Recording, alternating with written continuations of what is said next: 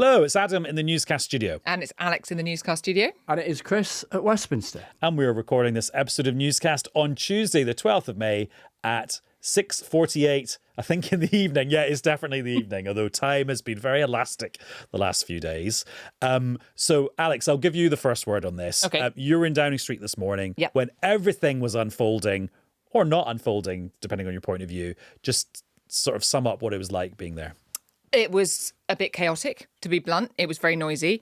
It was a bit frantic because what we basically had was after we'd had this kind of, I don't know when you call it, a drip, a trickle, a flow, whatever, of Labour MPs coming out and basically expressing their very clear dissatisfaction with the Prime Minister. He had this meeting of the Cabinet this morning. So you basically had in Downing Street, Cabinet Minister after Cabinet Minister walking up the street, getting hollowed at by journalists, trying to get a sense of where they were on the authority and position of the Prime Minister.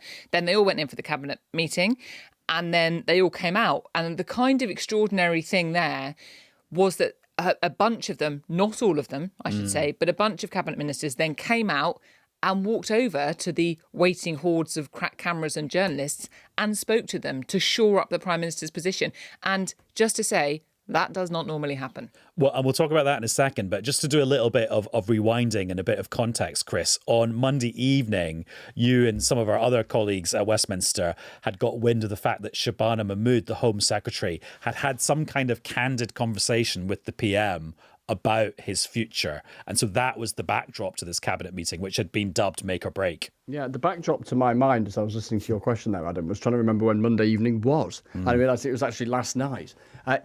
So that is what we learnt last night, that Shabana Mahmood, and I don't think she was on her own, were making that argument to the Prime Minister. I think there was kind of three kind of groupings within the cabinet in those conversations. There were those who think the whole idea of toppling him now is completely mad.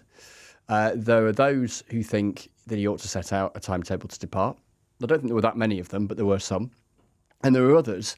By the way, I'm choking on the old plane trees of Westminster. Oh, it's been awful. That has got I've been into my sneezing all throat. day. I've just dashed back from Downing Street. It sits there right in your throat. I read today someone suggested marshmallows are the solution. I might have to try that. Oh, I hate marshmallows. Do you? Yeah. Anyway, carry on. Anyway, and there were those, and there were then also some cabinet ministers who would rather this not all be happening, but I think we're having conversations with the Prime Minister about how he might manage this. You know, what do you do in this situation where you've got so many people kind of calling for you to go? So that was the backdrop, if you like, to what we were seeing this morning when ministers filed in for the cabinet meeting and then, as Alex says, kind of piled out, and at least some of them volunteered to come over and talk to us, which just doesn't happen normally. And basically they were trying to shore him up. And Alex, the message, the script from those people that did speak to the cameras was? Yeah, it was basically, we have to get on with the business of governing.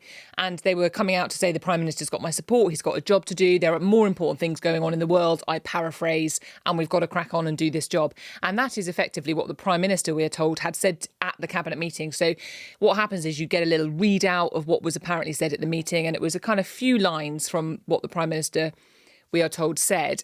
He said the same. He said, look, there hasn't been a Labour leadership contest triggered. I appreciate the last few days, in his words, have been destabilising. But effectively, I've got a job to do and I'm going to crack on and do it. And you heard that echoed from the cabinet ministers that did choose to come over and speak to the media. But not all of them did. And I think that is just worth reflecting because, as Chris said, it wasn't just Shabana Mahmood, as far as we understand it, who had words with the Prime Minister expressing some concerns about his position. And Chris, you were there for all of that unfolding. You must have had your one ear on what the Prime Minister's allies were saying and then one eye on who was darting out Downing Street without talking to you. Yeah, it was one of those ones where you'd quite like a sort of owl-like kind of movement in your neck because you're constantly sort of one eye is on your phone and the other eye is trying to maintain a look at various doors, gateways and all the rest of it because there's the way that the cars come into Downing Street. There's a gate that you can walk out on foot at the back. Obviously, there's the door of number 10. There's a little way that cars can pull off down the side and you can go in through number 9, which the Home Secretary chose to do this morning and avoid any hollering. I like the word holler, Alex, by the way. I'm going to bank that. From Another the Spice Girls reference. From the likes of... is it? Yeah, they had a song called Holler. Did they? Yeah. Album track. I think so, yeah. Anyway. I did send us off down these tangents and then forget entirely lose my train of thought. Yeah, the thing is, Wes Streeting, the health secretary, and lots of people are saying, the point that all of this was building to was him challenging the Prime Minister. He left Downing Street without saying anything. But there was a slight plot twist in that Peter Kyle, his mate, who he went to the cinema with on Sunday, was one of the ministers coming out and being supportive of the Prime Minister, which was a massive clue that there wasn't going to be a Wes Streeting leadership challenge, at least not now. Yeah, but what we had at the heart of what the Prime Minister and those coming out making those arguments, at the heart of that, what you had was a tactical play, if you like, by Downing Street, who are clearly in a desperate, perilous position, but saying to Wes Streeting and others, kind of put up or shut up. You know what the rules are. You need 81 people to sign up to a campaign for a leadership challenge, and if you've got those numbers, show us them, and then there'd be a contest. But in the absence of that, there isn't a contest, so we'll crack on. It is the argument that's being made, and I think for Wes Streeting, it's a really kind of crucial crossroads. This, if he goes for it, then the prize is the Premiership. If he doesn't, then does it pass by? But then if he does, there's also, of course, a jeopardy, a risk that things kind of go wrong and you blow up your political career. He's always made the argument that whilst he is prepared for a leadership challenge, he would do it at a point where he felt that the kind of government of Keir Starmer was unsalvageable, or you reached a point where there was a contest that was happening anyway. And now, what is unsalvageable is in the eye of the beholder. But the Prime Minister's view, very much so, is we're cracking on. Be interesting to see, and maybe it's happened by the time newscasters are listening to this conversation, him appoint new ministers to replace those who have resigned. They were very speedy on Monday night announcing the new ministerial aides, parliamentary private secretaries, to replace those ministerial aides who had resigned. So who's going to get the various gigs around government who have resigned? Because that's, if you like, an act of defiance, an act of a desire to continue and crack on. And meanwhile, Wes Streeting, Andy Burnham, any others have to work out how things look and the kind of political lie of the land. And what will happen on Wednesday morning in advance of the state opening of Parliament is the Prime Minister and Wes Streeting are going to meet. Now, that's happening because various ministers asked to see the Prime Minister after the Cabinet meeting this morning, which talked about lots of things, but not this. And the Prime Minister wasn't up for it then. It's in that context that he's seeing Mr. Streeting in the morning. And then you wonder what happens after that. There's likely to be... Because there's lots of things that mean this might not be a high noon moment. Those two. I mean, completely. And at the moment, what you've got 400 Labour MPs, and very roughly, you've got 100-ish saying he should, the Prime Minister should go. You've got 100-ish publicly saying no, he shouldn't, and then you've got 200-ish, quite a few who are in government themselves who are not saying anything. And you do have, and we've heard it through the 100 who've signed a letter saying please not now. Some who are just exasperated, who hate the idea of having to go back to their patches and defend what people might say is kind of chaos. Alex, there's a few strands to untangle there from what Chris was saying. And not that you were talking in a tangled way, Chris. I'm just now zooming in on some particular subplots of what you were talking about there. First of all, this duel of the numbers. There's basically two columns now, isn't there, where we can count the numbers of. Just explain how that's working out. Yeah, so what we've had really since the election results is a number of Labour MPs coming out and either saying they think the Prime Minister should go now or they should set a timetable for his departure. And we were discussing on Newscast on Monday about how the number of those MPs actually now was stretching across different wings of the party. It wasn't just one certain section. Then what we had today was a letter or a statement from 100 Labour MPs who were saying, no, not now, do not go, Prime Minister. We don't think that this is the right time for some, infighting, internal contest. We need stability. We want him to be able to crack on with the job. So they're the two kind of columns stacking up. And as Chris says, very broadly speaking, they're kind of pretty much equal. And then there's this chunk in the middle that we haven't heard anything from yet. It is worth saying, just in terms of the numbers, we're keeping an eye on them because it obviously gives you a sense of where the party is at. And it is the Parliamentary Labour Party that are going to have a key role in deciding the next steps, whatever they may be, in this process. But talking about numbers, none of that applies in terms of somebody challenge the Prime Minister unless they all put their names to one candidate, and we are not at that stage just now. And then, Chris, the other thread you mentioned there was the resignation of some junior ministers. So this was a notch up the ministerial ladder because the resignations on Monday had been of PPSs, the parliamentary secretaries, which is the lowest rung. This is the next rung up, which was junior ministers. There were 4 of them.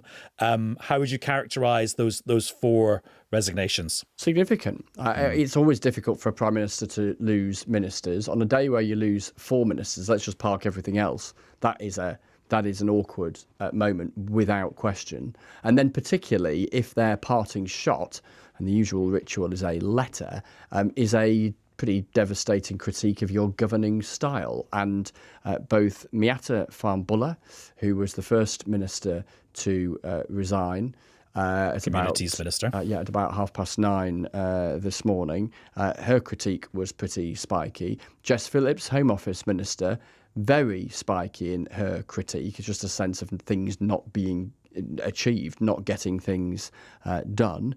And Alex, there was a couple of other ministerial resignations this afternoon. Yeah, Alex Davies-Jones, who's the Victims Minister, and Zubair Ahmed, who is a Health Minister. And Alex, you wanted to quote some bits of Jess Phillips' departing. I mean, Jess Phillips is quite a high-profile figure in the Labour Party. This is not to say that not any ministerial resignation matters. Of course, they all do. But Jess Phillips is a pretty well-known character. And a lot has been made about something that she said in there, which is that she said that she'd been advocating for a bit of technology that would stop children taking naked photos of themselves. And she was talking about the delay in that, getting that done. I'm not a technology expert. I don't know any of the details about that or the reasons around that. But there was a line in her letter that really stood out to me. And it was quite near the end. And it's when she said, "Decency is vital. Calm curiosity is also needed. But so too are fight and drive required." Talking about the Prime Minister's character. So she's effectively saying, you're a decent guy, but I don't think you've got enough punch in you. And she goes on to say, standing up and being counted can't always be workshopped. The reason I pull it out is because I think this is a criticism that you hear about Keir Starmer, even from people that do support him as Prime Minister. He's a decent man, but has he got the fight for this? You know, you can't always do this in a kind of technocratic way. You've got to somehow be able to show the passion and take the lead and take people with you. It's that sort of bit that you hear from, yes, critics of Keir Starmer, but even supporters of him who really, really want him to do well. It's that thing that they want to see a little bit more of. And I think that line might resonate with some people in the party. Not saying it will shift their positions, but there just may well be a resonance. And Chris, you had a conversation with Miata Fahnbulleh, the Communities Minister, who was the first person on the ministerial rung to go over the top on Tuesday morning. And let's have a little listen to some of that conversation now. I've spent hours on the doorsteps. I've had hundreds and hundreds of conversations. Really, really tough, brutal conversations. And what was really clear from talking to my constituents was that the Prime Minister had lost their trust and their confidence, and they did not believe that he could deliver the scale and the pace of change that we have a mandate for and that my community deserves. And in the end, that was the thing that drove my decision. It's a hard thing to do, but I think it's the right thing to do. I think the thing I think is worth mentioning in a day or a handful of days where you get this kind of, drama and resignations and letters and all that kind of stuff is, remember the human beings. It's human beings making sometimes quite difficult, fine judgment calls. Imagine aspiring to hold elected office and to serve in government, and you're invited to be a minister of the Crown. You're serving in government, which is an extraordinary privilege for people to get to do. And then to decide to volunteer to walk away, and in so doing, publicly criticise, the guy who was on the head of the ticket, if you like, of your party when you won your seat in Parliament. And to do that and come out and make an argument that some will agree with and others will disagree with about why you've chosen to do that. That's a difficult thing to do.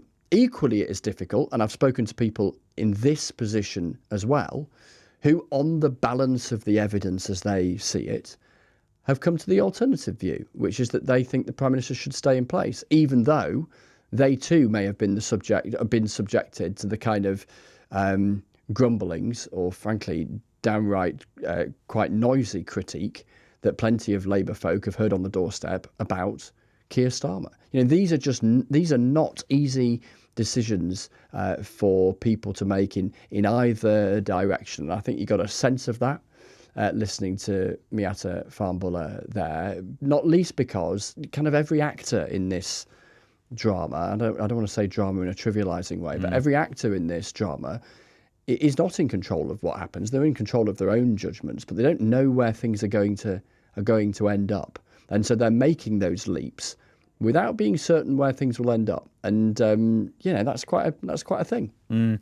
We should make some recent historical comparisons here, because this is what lots of people are doing. We should remember, Alex, that when this was happening to Boris Johnson in 2022, actually it was cabinet ministers resigning one after the other. He lost a chancellor. Yeah. That it wasn't 4 junior ministers that triggered Boris Johnson's resignation. No, and it happened very quickly as well. I remember that sort of the first cabinet minister went, and then it was just this sort of sense of inevitability, and then there was this sort of quick tumbling, and it was almost like a kind of collapse of the apparatus of government. Lots of key figures went, and it just was very obvious incredibly quickly that Boris Johnson couldn't sustain his position because of what had happened. This is not that at this stage. Yes, there are an awful lot of people publicly expressing their unhappiness or anger or frustration or whatever it might be with the Prime Minister at the moment. But I think, first off, there are 4 ministerial jobs that have gone. I think he'll endeavour to replace them pretty quickly, as he did with the PPSs that we saw. And may already have done by the time already done. Newscasters are listening to this. Yeah. All of the messaging from Downing Street is that they are carrying on. That's what we heard from the cabinet that did come out in front of the microphones today. And it is possible that he absolutely can do that, because the Prime Minister is right to say a leadership contest hasn't been triggered, that Wes Streeting or anybody else that might want this job hasn't come out and said, right, I'm going to challenge the Prime Minister now, let's crack on with this. We're not in that position. Having said all of that, this is clearly not a normal situation when you've got, a chunk of your Parliamentary Labour Party backing you, but also a chunk that aren't, and people of your own government resigning as a consequence of that. And there is also a question about now, so we're talking now on Tuesday. The King's speech is on Wednesday, and that is when the government sets out its legislative programme. So it says what it wants to get done, laws it wants to pass, and its absolute priorities. And you've now got a Prime Minister who's saying, I'm determined to crack on and do that and govern in the way I was elected to do.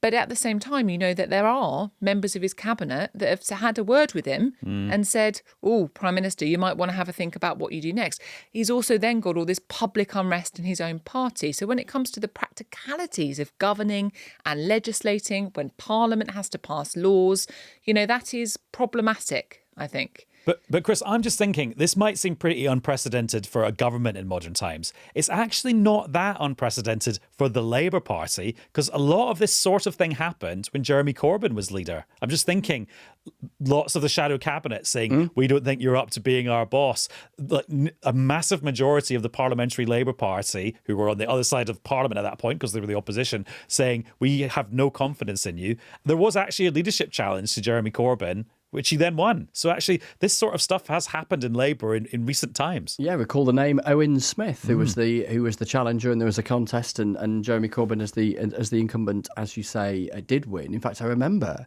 when it all happened.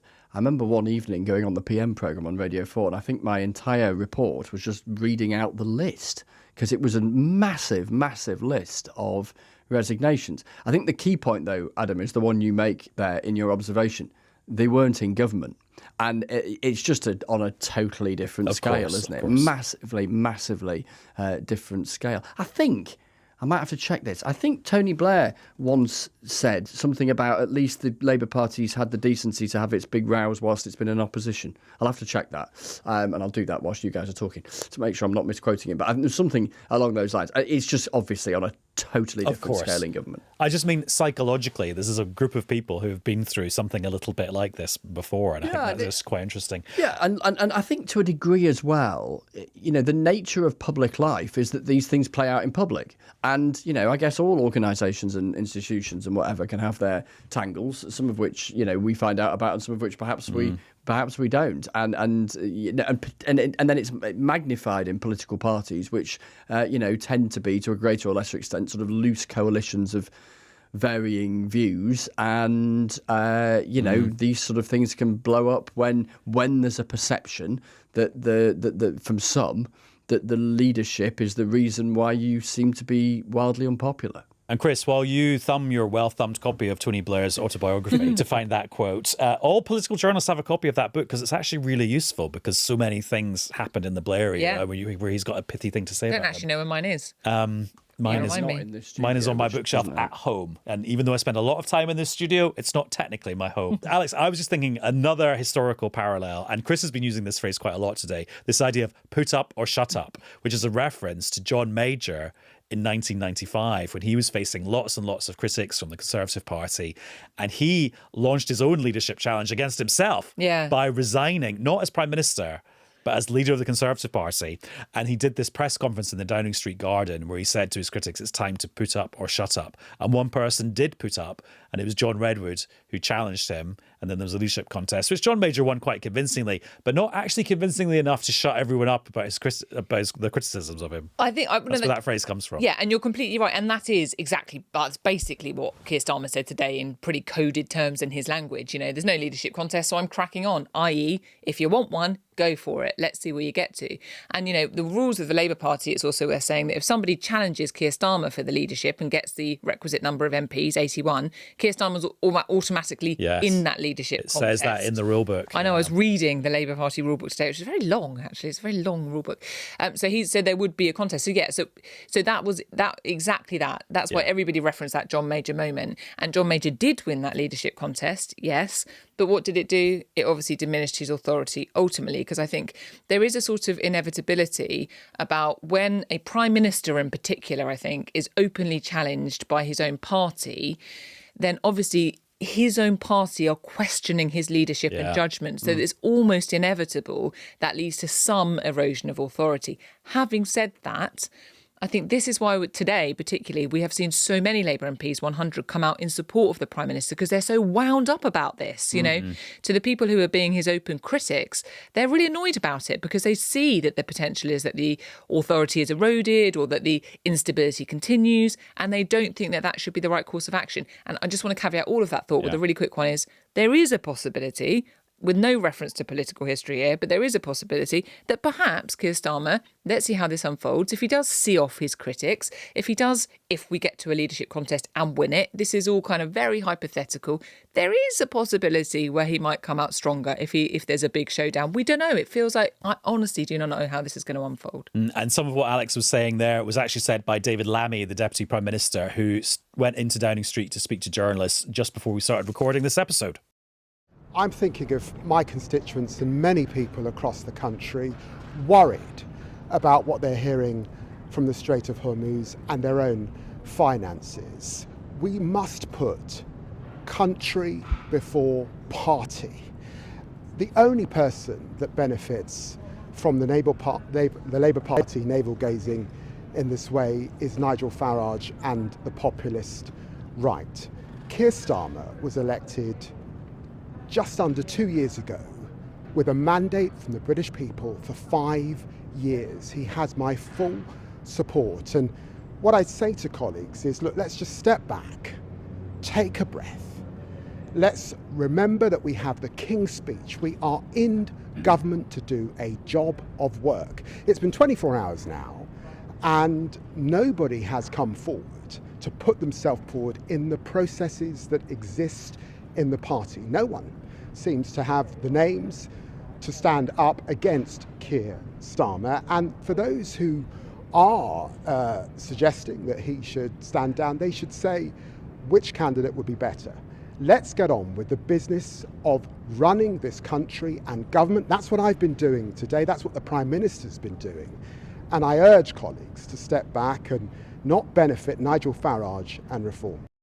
Right, Chris, how's your thumbing of Tony Blair's autobiography going? Well, you may have just been looking elsewhere. I didn't. Alas, the copy, alongside all my other political biographies, is not to hand in this Newscast Westminster HQ. But I've done a little bit of a nifty look online, and I can find no reference to either the quote or it being Tony Blair's. So whether this is my sleep-deprived head hallucinating, I don't know. But the broader point stands, doesn't it, in terms of the impact of internal party turbulence when you're running the country versus not. Next time I use that quote, Chris, I'll just attribute it to you. To Chris Mason when he was resigning from the role of Prime Minister. Also, Chris, just as we canter towards the end of this episode of Newscast, can we have an update of Angela Rayner's position in all of this?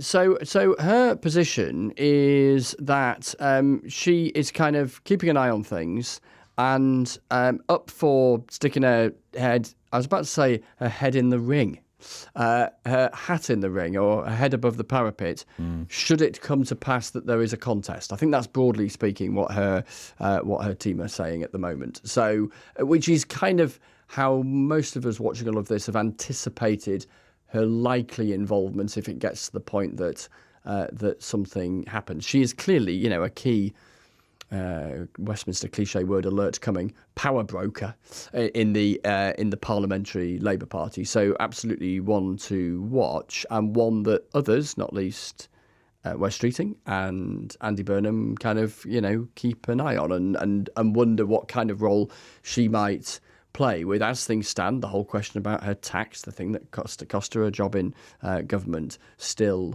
loitering. And then with this, who knows what the timeline might be, given the various sort of plates that are spinning at the moment. And then tomorrow, Alex will be in what seems like a parallel universe where Keir Starmer will be walking through the corridors of Westminster next to Kemi Badenoch, having some awkward chit-chat, which we always try and lip read. Then they'll watch the King read out the government's programme for the next year, 18 months, 2 years in Parliament. Yeah, with all the pomp and ceremony that goes with it, it's going to be completely bizarre. And it was a bit bizarre, that parallel, just walking through Westminster today, because you'd walk along from the BBC offices towards Downing Street and it was all really calm and the fences were out, ready for all of the processions and stuff that go along with the King's speech, and the coppers were there and keeping the streets clear, and it was this real sense of order. And then you enter the gates of Downing Street and it was like all the journalists in the media frenzy and this kind of sense of chaos. And I just thought, wow, isn't this interesting? And I think tomorrow what we're going to see is the kind of public front of the ceremony and procedure and process. But that doesn't mean what's happening behind the scenes is going to suddenly disappear.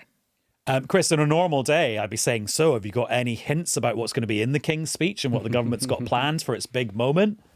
And yeah, exactly. That's exactly what you'd be doing. And I would reel off a articulate and well-sourced answer in theory, or maybe just a load of waffle, I don't know. In reality, frankly, very few of us in this postcode have been able to give it much of a thought because for all the aforementioned reasons, really. We know a bit of it because the Prime Minister had a crack at trailing one element of it, which was the whole business of wanting to nationalise British steel. But yeah, this is going to be the sort of essence of his plan for the next year or so. And the intriguing thing in terms of all of this drama and then that moment is twofold. One is that at least publicly for a little bit, there's going to be something of a hiatus in all likelihood whilst it is happening. Not least because lots of the key players will be there. And it would look quite something, wouldn't it, if you were a wannabe alternative kind of Prime Minister and you sort of tried to politically kind of nuke the sovereign delivering the King's speech. But also, and this is key, if and when we get to a contest and there's a new Prime Minister, a key element of them making an argument that they have a mandate, when critics will say they don't because it wasn't them on the ticket at the general election, will be arguing that they are delivering the manifesto upon which Labour won that general election. And at least a partial articulation of that is what we're going to get in the King's speech. Now, that doesn't mean that the government under Keir Starmer, nor necessarily the one under anyone else, would implement every dot and comma of what we get tomorrow. But it would be difficult for any future Prime Minister to be seen to be completely trashing what the government is setting forward tomorrow, given that kind of legitimacy question would hang pretty heavy upon them if they, if the Prime Minister is eventually kind of toppled or walks or whatever, and somebody else comes in. It's worth saying just a couple of specifics that we certainly know a big focus is going to be on this notion of getting closer to the EU. Expect that to be a central thrust of the King's speech.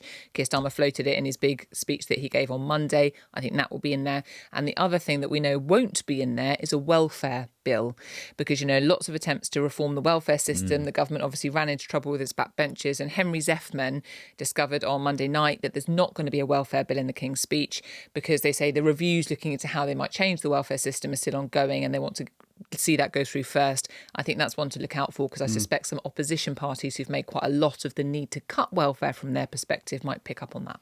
Right, that's where we will leave it at 17 minutes past 7. Chris, thank you very much. Thank you. I've got one little bit of breaking news. Oh, okay. Our mate Paddy McGuinness. Yes. They're relaunching Big Break. Yes. How fantastic is that? Yes. Paddy McGuinness and Stephen Hendry. I just stumbled The across remake this. I didn't know I needed. Well, I do. I definitely want this. As I was trying to do my Tony Blair research, I stumbled across this news, and now I've got the earworm of the Big Break theme tune stuck in my head. What were you Googling that led you from Tony Blair to Big Break? Yeah. Good point. Little wonder I didn't find that Tony Blair quote, if indeed it is a quote from Tony Blair. Anyway. And soon the big leadership question will be settled. Who is taking over from Tess and Claudia on Strictly? Oh, yes, it's not Zoe, is it? It's not Zoe. I would have loved Zoe to do it. But I also would love Zoe to have her weekends. Right, that's all. We'll be back with another episode of Newscast very soon. Bye-bye. The trickle of Labour MPs going public, saying he should go or set out a timetable to go, seemed to turn from a trickle into a flow. And then at 6...